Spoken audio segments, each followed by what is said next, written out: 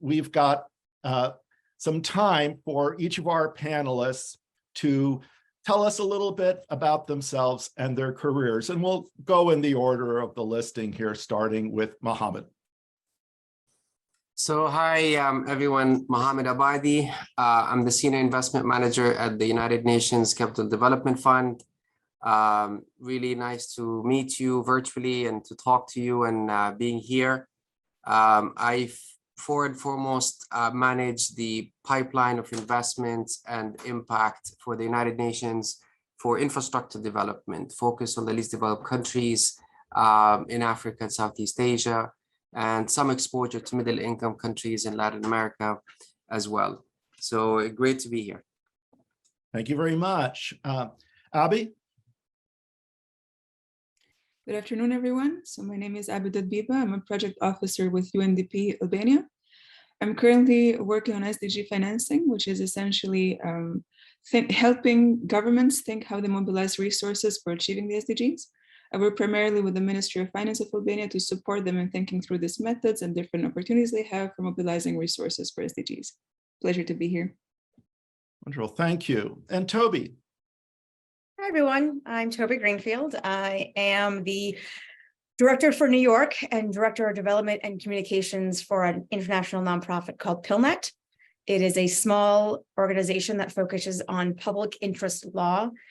It essentially gets lawyers to use their powers for good by helping other nonprofits be more resilient. My role is fundraising, that's the development part, as well as all of our external communications, making sure that we present ourselves properly and we're reaching the goals that we need to do with our stakeholders. And I'm based in New York. I don't know if anybody else said they were based.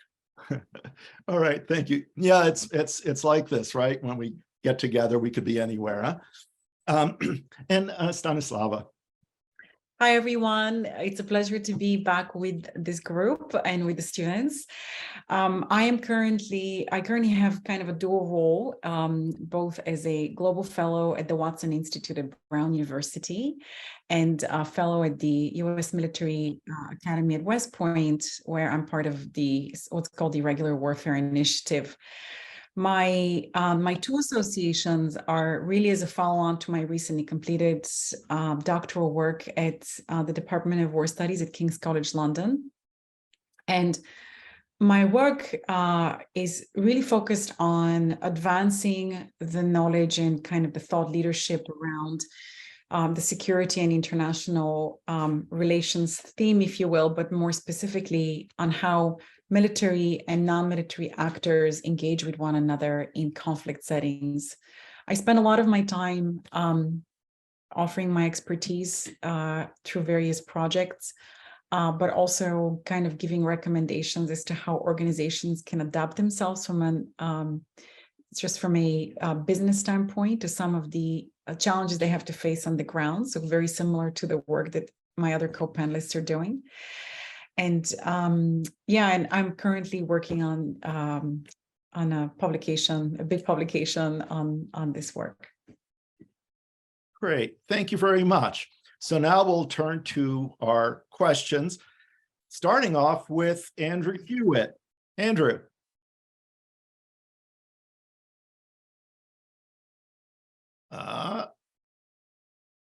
Is Andrew not here? I don't see him. All right. Oh, no, No, he is. He is here. I just saw him. There you go. All right, Andrew, go ahead. So my question is,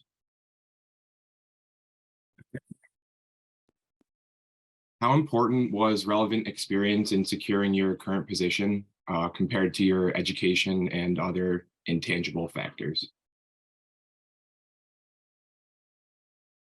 Why don't we go in turn, starting again with Mohammad and work our way. Again, this was to everybody, right? Yeah. Yeah. So extremely important from my side. I mean, landing to the or progressing to the position where I'm even entrusted in doing now with the UN Capital Development Fund, it's really mostly thanks to my educational background that laid the foundation for me to compete among the market players and those who, interested in joining United Nations from all over the world to, qualify and be selected for the positions. So look, the MPA is critical because, the courses on public financial management, the ones we've done on public economics, even the foundations of public management, and the elective courses, I do remember on the data and the statistics.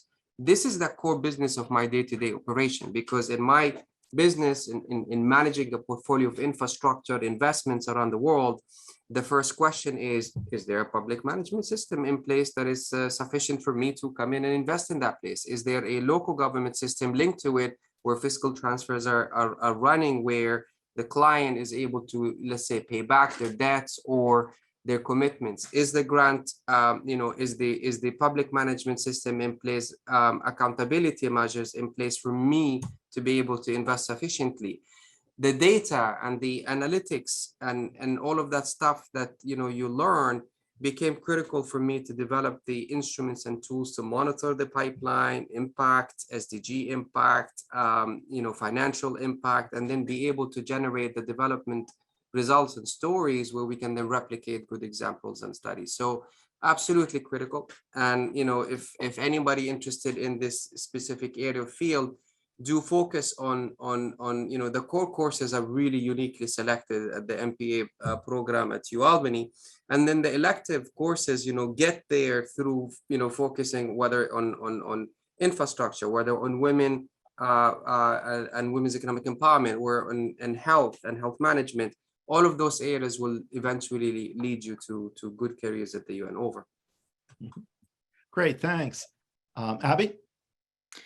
Yes, so I think, Andrew, you mentioned three elements in your question: education, experience, and intangible factors. I think it's hard to sort of give a priority or precedence to either of those. I think they compound and build on each other. If you allow me to get a little bit nostalgic with my background and how I ended up in this position. So I was about to graduate from my bachelor degree at the Bocconi University in 2009. My degree was in international economics and management, and the typical career path for a person in my program was to go into consultancy or accounting. 2009 is the sort of the first signs of like how big the Great Recession actually was. We didn't know back then, but this was happening. So for me, in that context, in that moment, a career in consultancy or accounting didn't seem too appealing. Was this my initial choice? Maybe not. I don't think that I thought of this when I started my education, but it so happened it was a reality. And then I ended up pursuing an internship at UNHCR. So I realized in that moment that experience showed me I liked a job or a career prospect with more of a civic engagement, community-oriented purpose. Then I ended up pursuing another internship and a degree in system dynamics, which is an engineering-based methodology for the analysis of social systems. So policy analysis became sort of my interest, my main sort of academic training field. And I ended up working in projects that sort of were the nexus between knowledge and policy. So I worked with researchers on the one hand, trying to help them articulate their research findings for a policy audience, and policymakers on the other, trying them to make use of this research findings. Abby in 2006 wouldn't have thought that these were the skills I would have acquired a decade later. But here I was working in this realm. And then I pursued a second master's degree at UAlbany. So I pursued my MPA there. That moment propelled me a little bit more into this UNDP career that I'm now well into, like 2 years into. But I think that it's hard to give a priority as to whether it was education or experience. I think it's important to find those sort of lessons from all of your experiences and use them in a way that help you propel your career further. Thank you. Okay, great, thanks. Toby. Hi. I came from an interesting background. I spent the first 16 years of my career in the private sector. I actually worked in television and thought it was the love of my career life, and then it wasn't. So my background I thought would be not useful whatsoever. I went to Albany thinking I want a brand new life, brand new job. And I wanted to go into the path of the nonprofit management, which is what I studied. The job that I got, and I think there's a question about this later. The job that I got, I think I got because of what they thought was relevant experience. They thought, oh, she worked in television. She knows how to do communications, which is what everybody thought, which is true to some extent, but not to my definition. But I also was able to take, kind of like what Abby said, it's all kind of combined. I was able to take my knowledge of what communications was, my understanding of what nonprofits needed for my education, and be able to present it to the person who I was interviewing with. I also talk a lot, which I think my boss really liked. So I would put that as in the intangible factors of how I got here. But after getting the job, I have been surprised day by day of how often I use the education I got at Albany. I'm surprised all the time. And I'm like, wait, I know that. I know how that works. Wait, you don't understand that?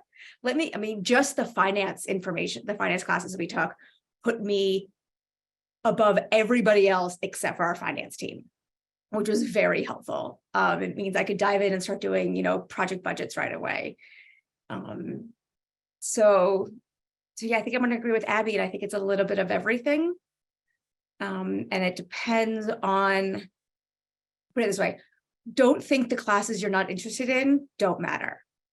They will come back and surprise you and be like, oh, I do understand that. So. I like that bit of advice. Excellent. Thanks. Stani. Up. You're muted. You can hear me? Yeah. Yeah, I don't want to repeat. I think I agree with all of my co-panelists in this, but I do want to kind of take back my own path and give a little bit of share a little bit of myself when I was in your position, which was probably more years ago than I wish to admit at this point. But I think that it's extremely difficult to, first of all, think very long term and be like, this is why I'm going to be 20 years from now. That's extremely difficult to do. I assure you that this is not just a student looking for a job problem. This is like a professional problem. Ask any organization how it plans to be or what it plans to do 20 years from now. The world just doesn't work that way. I mean, things are constantly changing. So I think that probably the key intangible here is just to be adaptable and to be agile, both in your thinking, in your approach, in meeting people, in being open-minded. Again, easier said than done. But I will give you the perfect example of where that's played really well. I am now essentially in a position where I'm part practitioner because I, like Toby, worked for many years before. I didn't really switch careers. I just kind of took myself out of the job market to do my PhD full time at a, kind of a more advanced age than the typical PhD student, with the full knowledge that I wanted to go back to being a practitioner and take the knowledge that I've been able to produce with me and kind of reinvest it into my craft. So it's kind of like, work. I started off in a similar position. I started off as a business analyst working on procurements. I did an MPA. It got me my first job with the state of New York. And then by miracle, I found the same job in an international organization, which is where I felt that my calling was. I needed to be there. And slowly I switched functions. I switched from being kind of an organizational analyst to being a policy person. But I will tell you one thing, once you understand money and budgets and organizations and how money moves, you're immediately in a political job, because where the money is where the politics is. And it's never really left me, including with my PhD research, which looked at fragile states. It's a big topic right now, which is basically countries in conflict, various degrees of conflict. And every time, I just said at a panel 2 days ago, every time it comes up, it's about how does the military spend money? How do they budget for it? How much do they receive? How much more powerful are they because of what they get and what they spend it on? Here are how we need to have budget structures in the field. And by field, I mean field offices and my UN colleagues and and not-for-profit colleagues know exactly what I'm talking about. How you think about allotting funding and how you actually spend it on the ground goes to the heart of organizational agility, which is essentially what you're learning through your public management and data management courses. And I say data management because data is something we were kind of paying attention to, but now we're really paying attention to it 20 years later, because data is information. Information helps us create knowledge, and knowledge makes us smarter about the decisions we make. Okay, great. Thank you very much. Jessica, could you please ask your question? All right. I hope everyone can hear me okay. Yes. So I guess you kind of touched on some of the answers here, but my question was, several of the panelists appear to have gone back for a degree after having worked professionally for several years. How did the degree assist in your career development? Was it the logical next step, or were you essentially starting over in a new career? Okay, so I'll allow whoever wants to take that one on, starting off here. Go ahead, Stani. I'm just jumping in because I literally just finished mine. So I'm still in the testing period. I can share with you some of the pain, but also some of the wonderful advantages that have come to this. And then I'll let two colleagues speak to this. So first of all, I think that the going back and getting some degree of reprofessionalization and relearning and re-education, it's these days it's the rule, it's not the exception anymore. People very rarely we are no longer in a industrial age of humanity where you learn how to go and put a fit a tire on an automobile, and then that was kind of the assembly line, like for what you did for the rest of your life, right? The type of work we do is think work, and think work requires good knowledge and keeping up with what's going on. So it would be like asking somebody who learned to work with the Mac computer in the 80s to kind of work with the Mac computer in 2023. You have to be constantly upkeeping your knowledge. It's really important to in these jobs, particularly in operation where you're running programs.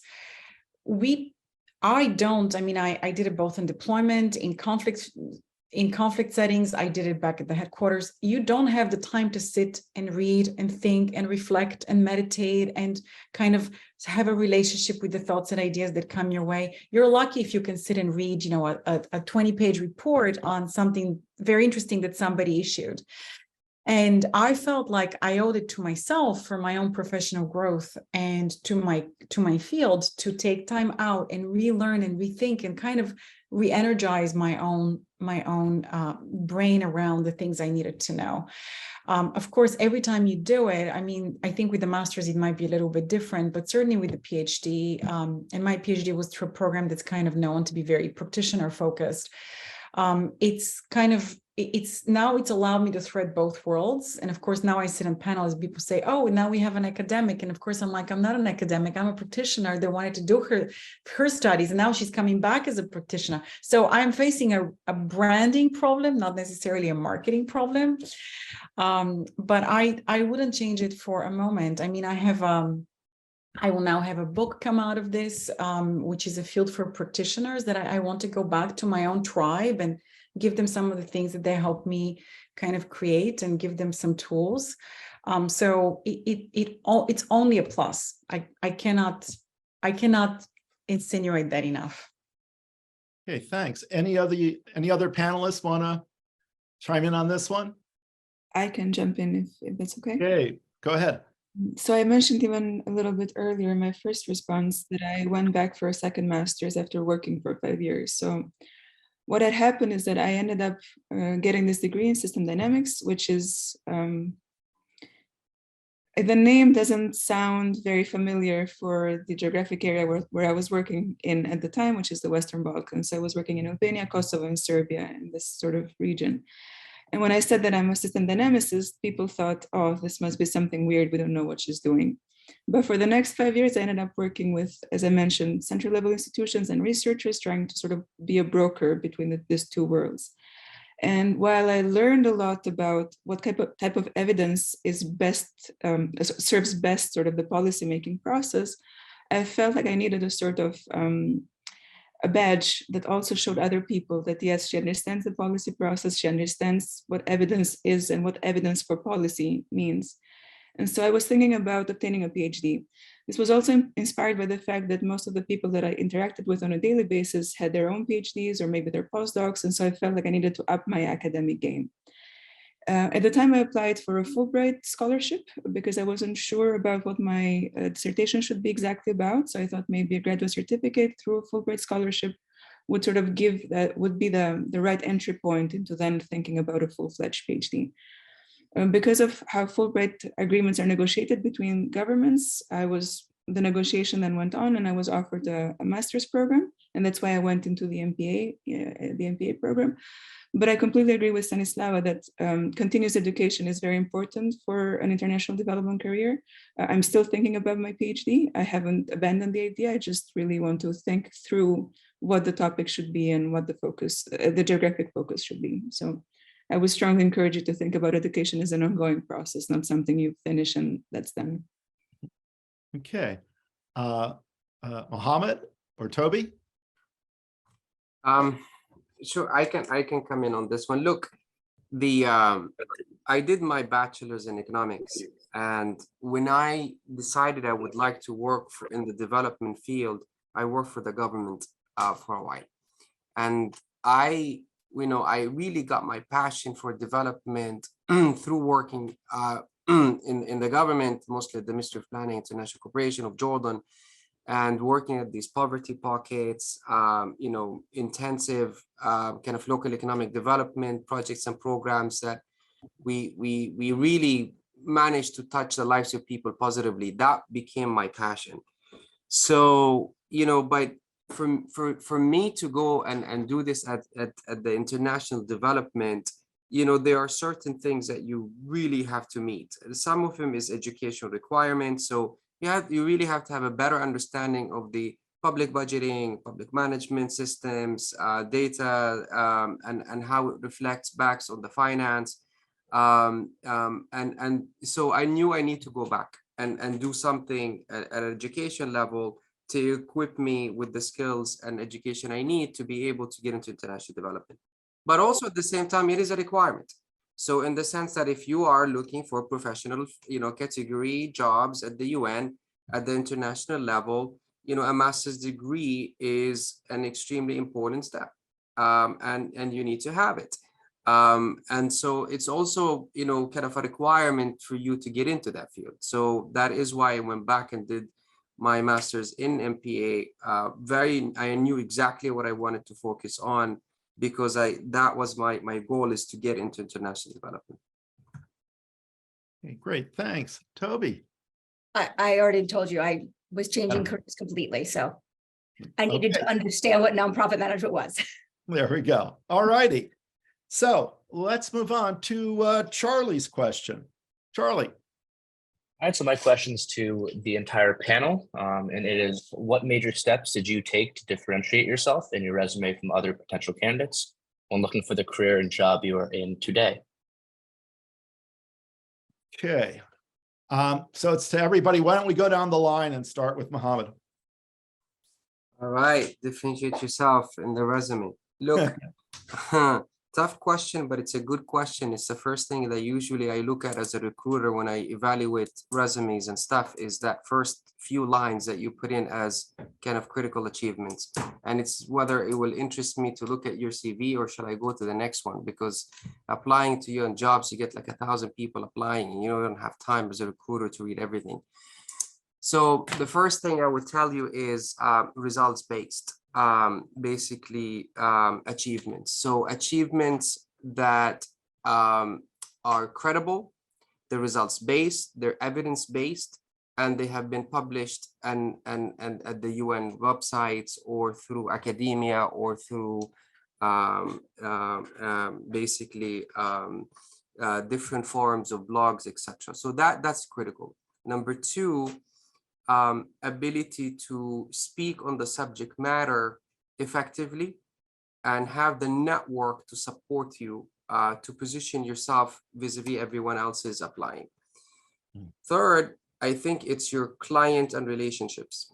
What does that mean? You know, ability to show in your CV that you're not just there to do that precise job, but it's you're more than that job. So you're able to bring additional elements that kind of matches and grow with the objectives and, let's say, the future, you know, missions of the organization. And the last element is a written, you know, well-written CV. Honestly speaking, I mean, you can bullshit as much as you want, and I'm sorry to use that word in public like that, but at the end of the day, if you write a CV that is attractive, you take time to know what the goals and missions and the goals and the objectives and the plans of the organization, department, and job you're applying for, you do your homework, and then you write your CV to show why am I relevant there, is how you stand out. And this is, I think, why I stood out. In fact, one of the, you asked this last job, in my last job, in the selection of this, one of the panelists said, I really enjoyed reading your CV. I took notes in how to organize mine for the next job. So I think this is the my advice to you. Hey, great, thanks. Abby? Right. So for me, it was building a set of skills that was transferable. So if you've noticed from my description so far, I've tried to sort of build a skill set that's interdisciplinary. I worked in many different sectors using different methodologies, focusing on different countries, but I wanted to make sure that, first of all, I have the skills sort of perfected as much as I can, and also show that they are transferable. So I'm able to work in multiple sectors and multiple countries, and try to reflect this in your resume as well. But on top of what Mohammad already said, I would say just write a killer cover letter. Just like try to be like research the organization or company where you're applying to, write a cover letter that really sort of complements your resume, because that tells the narrative story of you know who you are and what's your profile. Resumes are sometimes easy to sort of skim through, but cover letters give that really impression, like the nuances of you and your skills and your value to the organization. Thanks. Okay, Toby? I 100% agree with Abby. Cover letters, they're the worst things in the world to write. But every resume at some point looks the same, especially if you don't have a lot of experience and you're trying to, you know, build up your education, which is important, but put that in context. Tell me something you actually did. You know, what Mohammad said about the data and the information and proving that all comes to the cover letter. You know, saying that I did this and it resulted in that, it's good. The cover letter tells you how you did that. But in terms of how I differentiated myself, again, it comes back to the fact that I knew I had no experience in this field.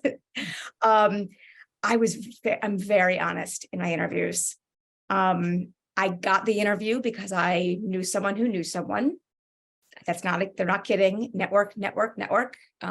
If, you know, I will be disappointed if at least, you know, if only like 5 of you reach out to me on LinkedIn today, that's ridiculous. You should all reach out to me on LinkedIn today, because I might be able to help you get a job later. And that's the point. But once I got the interview, I was very honest with them. Like, you know, but in a positive way, not in a way that says like, oh, I can't do this. It's, I have 15 years of experience doing X, Y, Z, and this is how it applies to your organization. And that's what made me stand out. I think, I mean, I wasn't the one who hired me, but that's my impression.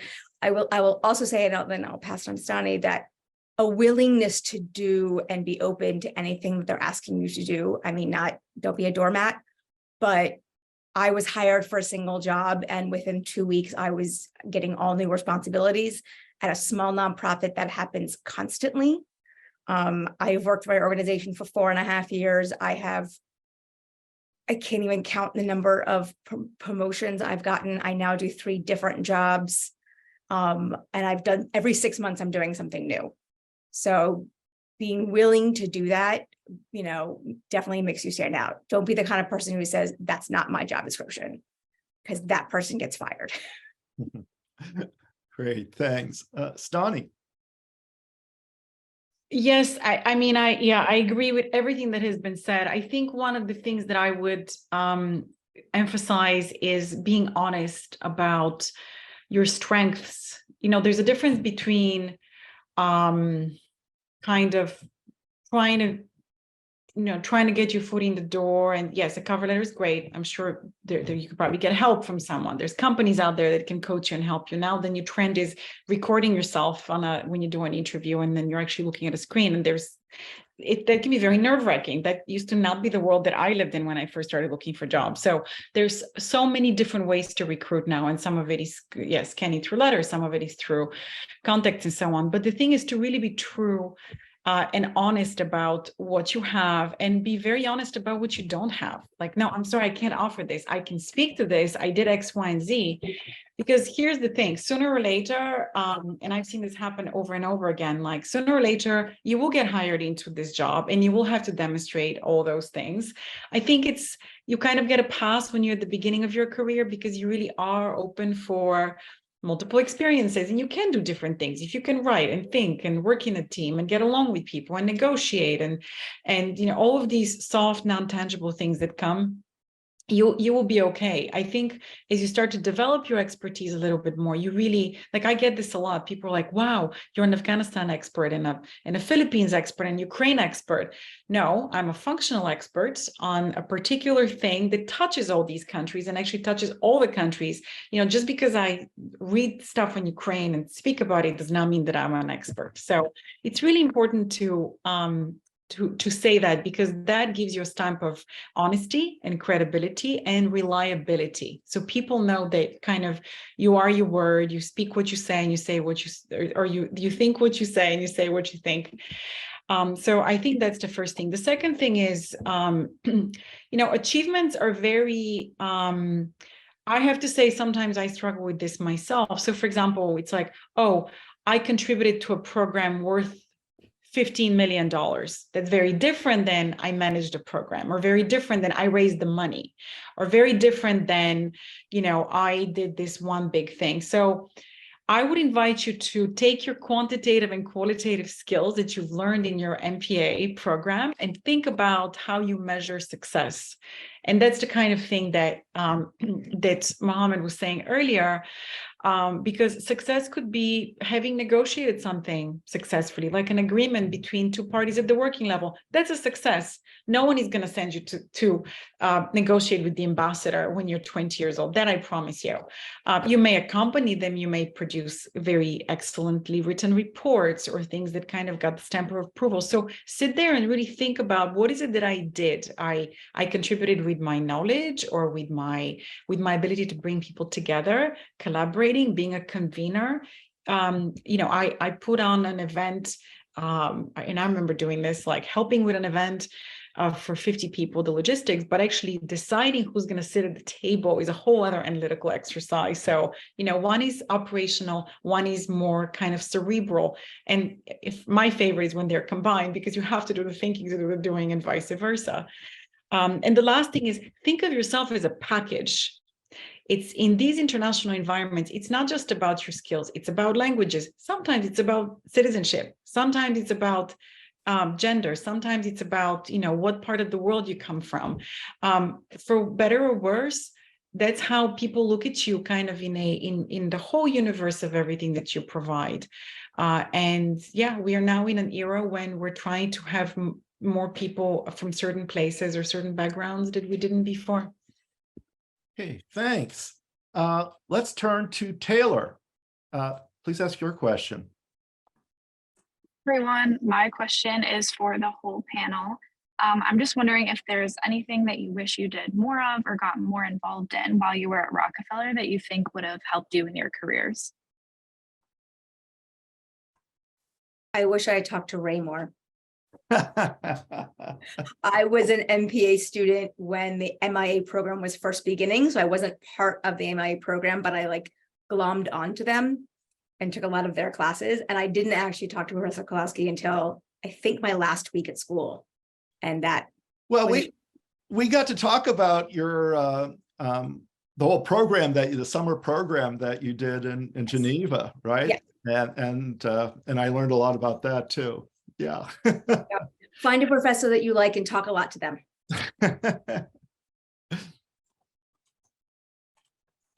Anybody else? Well, I tried to take advantage of all the opportunities that were available. So at the time, there was a SUNY Center for International Development. I was a fellow there for 3 of the 4 semesters that I was at SUNY Albany.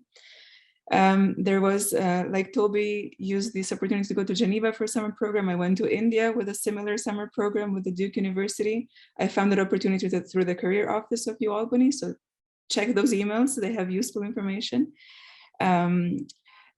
Albany happens to be also the sort of the headquarters of the System Dynamics Society. So I spent time with some of the professors there, like sort of linking with my previous degree. I tried to take advantage of everything that was available, and I think I did very well, and I enjoyed my time so much. Okay. Mohammad or Stani? Stani, you want to go first? Yeah, sure. I mean, it's I have to say that certain things, they just did not exist when I was in the program again. It was a long time ago, but LinkedIn did not exist. Facebook wasn't even available yet. And now, of course, you have, I'm constantly doing things and engaging with different consultancies and projects. So what I do now is what I probably wish had been available to me then, which is looking at announcements and kind of, hustle and trying to establish contact. With that being said, I think it was probably, and I think I kind of was doing it at Rockefeller, but now you guys really have the opportunity to do it, which is just try to develop a strategy. Here are the organizations I'm going to target. Here's who I'd like to work for. I'm going to start and I'm going to create a plan. And here are the deadlines for the internships. Here's a person that I can reach out to on LinkedIn, or here's someone that knows someone that I know, and I'll reach out to them. So kind of create a strategy, become your own PR person, a resume writer, promoter, learner, teacher, and of course, when you're doing it, help others in the process, because I'm a big believer in job karma. So you should be helping others where they're helping you. And I think the one thing I would say is, because I want to pick up on the points that were made on kind of the semesters abroad and so on. I think for me, in retrospect, I went straight for my master's. I think ideally I would have been one of those people that should have gone, taken a gap year, traveled, done a bunch of different things, gotten kind of into the thick of it, and then come back and understand the connection points between my program. But that was for me, because my brain was more, it works in the other direction. So, but you can do it during your semesters, like a couple of my co-panelists have done. So that's really important too. Mm-hmm. So from my side, look, I actually knew exactly what I wanted to study and where I want to be afterwards. So I kind of took advantage of that, experience to the maximum I can to prepare myself to kind of join the UN right after graduation from the MPA program. But if I have if I go back in time, what I would do additional or different, I wish I have explored the Homeland Security area a little bit more. It was just starting at my time. It was just starting to shape when I was doing the MPA at Rockefeller, and especially with regarding to the emergency and management preparedness, because in terms of mitigation recovery, in terms of political violence, in terms of dealing with terrorism and insurgency, this is very important, the work of the UN, and it is always a hot topic. And where I work in the least developed countries, a lot of them are countries either in conflict or in post-conflict or going back to conflict. So I do wish I have studied that a little bit. Of course, I got to learn a lot in that topic, work for the UN now for 15 years.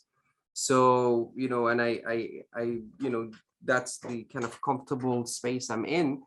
But my colleagues or other, colleagues who are more technically savvy in this area, sometimes I do envy them when they speak in that subject matter. And it's like, okay, if I go back in time and if I want to do another master's, that probably what it would be on. Okay, thank you very much.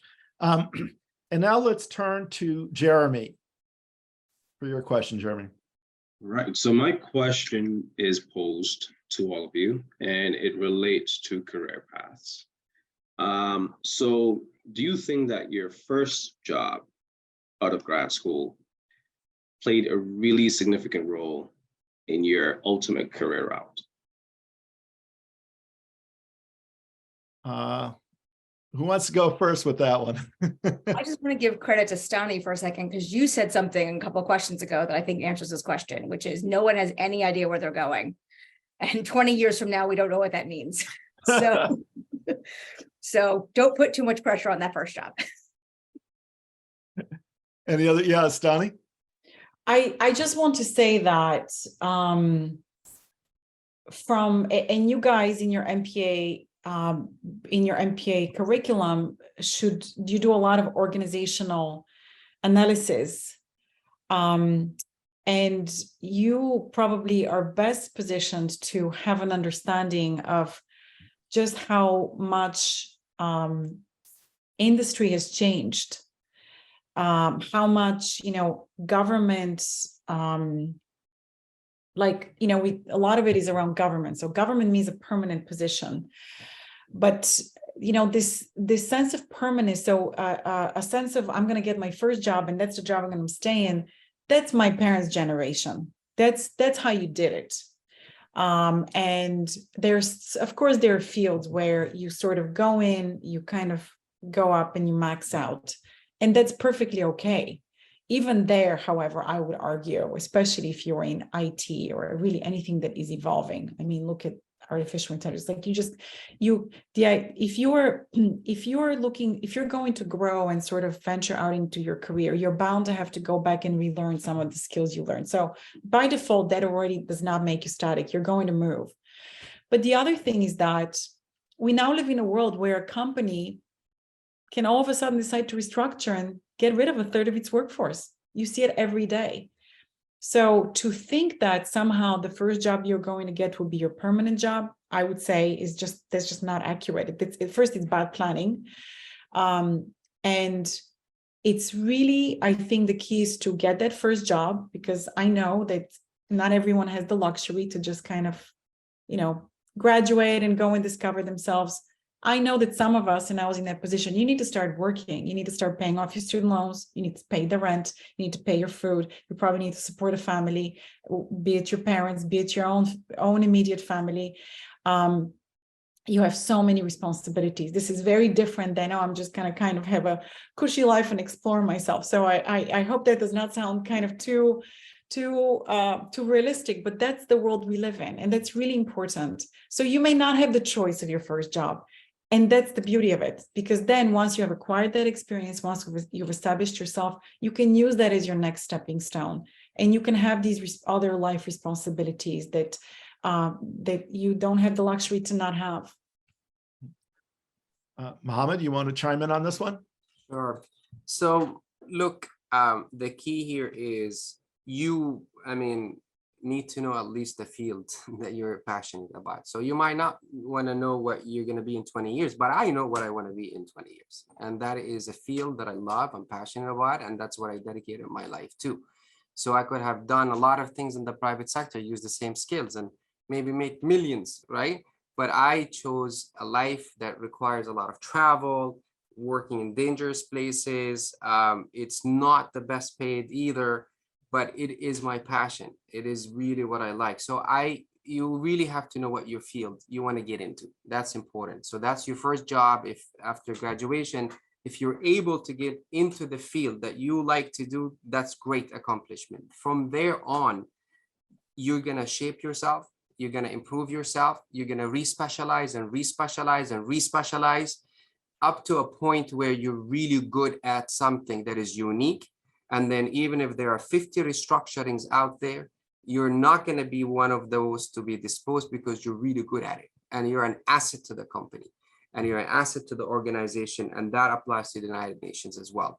So that is always been my theory and philosophy. And for every single person that I helped to get into the UN, including from Rockefeller, staff that became staff, etc., is get in, if you're passionate about this, and we'll shape you, right? You're gonna find that path eventually, where you're gonna become specialized. So that's my answer. Okay, great, thanks. All right, we've got 10 minutes left. And I ask all the panelists, I ask all of you if you would like to answer one of the questions on that list. We had a big, long list here of all the questions, and this is an opportunity. Some of them were directed to individual panelists, or it could be a question that was directed to anyone and everyone. So let me first just go down the line, and if you want to answer one of those questions, you can. And if you want to pass, that's fine too. And then we'll just go to our last question. So we'll go down the line here. Mohammad, is there a question that you wanted to answer from that list?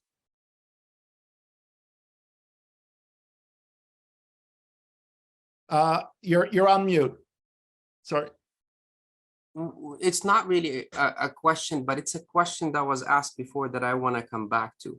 And I think it's critical because, we're here also to help the fellows to, maybe get the opportunity to get into new positions. So, working for the United Nations, and I think Abby, you need to come there too.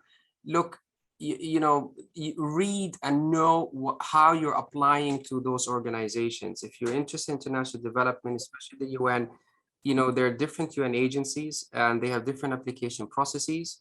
And in the United Nations, there's nothing called resume. If it's a one-pager that it's tossed, it's a CV, and it's detailed and it's long, and that's where you put in, this is where you showcase your skills. This is where you showcase, why you're the better candidate. It's not a cover letter. That one is usually like 500 characters of why you're interested in this job. It's because of this and this, and it's really very summarized.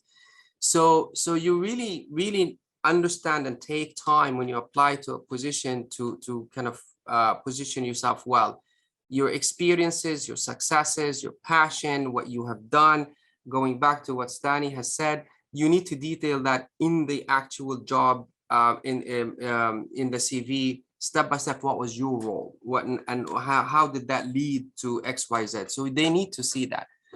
The other thing I want to mention, and again, I'm just from the questions that has also been raised, is there isn't something called irrelevant experience. Everything builds on everything. It's just how you picture it. So if you have worked in a store and a cashier, and then you're now applying for an accounting job, or you're like, oh, this is not, I'm embarrassed to even put that, right? Like, no, you're not. You shouldn't be, but be precise what you've learned in that experience that will get you to the second one and third one, and then basically position yourself why you should be selected for that. And just one last 30 seconds. One of the things that I think is about networking is, there's a very smart way of networking, and there's a very annoying way of networking. And I want to make you understand how critical this is. So a very smart way of networking is knowing how to knock the door and interest the person to actually wanting to have a connection with you, not based on obligation, not based because someone has told that person that can you please, you really need to even think carefully when you are approaching a networking opportunity. So that is critical, because I find it that the ones that succeed the most from networking are the ones that know how to network. So just keep that in mind, and over, colleagues. Okay, great, thanks. Abby, is there a question you'd like to answer? Yes, so I see a question here by Nathan that says, what is necessary for all people going into an international career? I think, Nathan, it's a lot about cultural sensitivity. So you need to be open to different cultures, and that means being truly open, so going there without prejudice, but also being open to learning. So assuming that you're going to bring certain skills as an international development practitioner to that country, but you're also going to take a lot of lessons from that country about how things are done differently, how you can improve your own way of doing things. So be open, be curious, and be culturally sensitive, I think. are very important for an international career. Mhm. Thanks. Okay, Toby. There's a question on here from Jacob, not about getting a job, but actually doing it. It's how do you convince organizations or individuals that certain states need and deserve funding more so than others in a way that does not denigrate different groups? That's a very good question. I think, you know how they say in a conversation, it shouldn't be I statements, or no, it should only be I statements, right? I'm not telling you, I think that's what development is a lot of times. You're talking about the groups that you're trying to support, and you just don't talk about the other groups. You know, I work in an interesting organization where we're trying to raise money to essentially help all other nonprofits.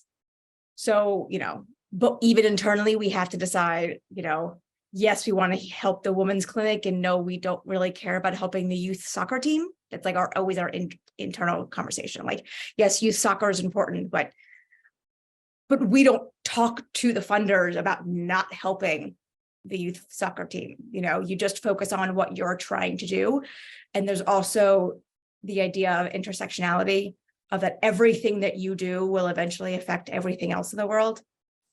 So if you are out there, you know, trying to save the whales, you're not talking about how we don't care about the dolphins. We do care about dolphins, but you want to talk about how the whales are essential to actually the entire ecosystem, so that all sea life and all animals and all humanity, the whole wide world, will be so much better because we're saving the whales.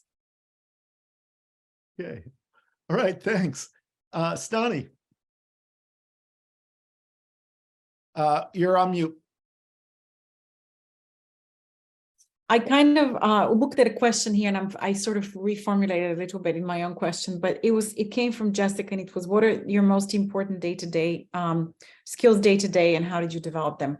I think that one of the things that, and this picks up a little bit on what Mohammad was saying, is to just, I mean, the people that you're reaching out to help you have a pretty good instinct that they've developed. They're most likely, they're more senior people. Obviously, they're in their job and they're doing something. And sometimes they're in positions to help you, and sometimes they're not in positions to help you. And that's something you kind of have to understand from the get-go. I think one of the key, I would say, attributes is to just kind of have goodwill and be willing to do things out of a transactional context. And I'll give you the perfect example. I have just been asked to review a very long analytical thing. Even in my position, believe it or not, even in our, at this point in life, you get asked to do things for free all the time.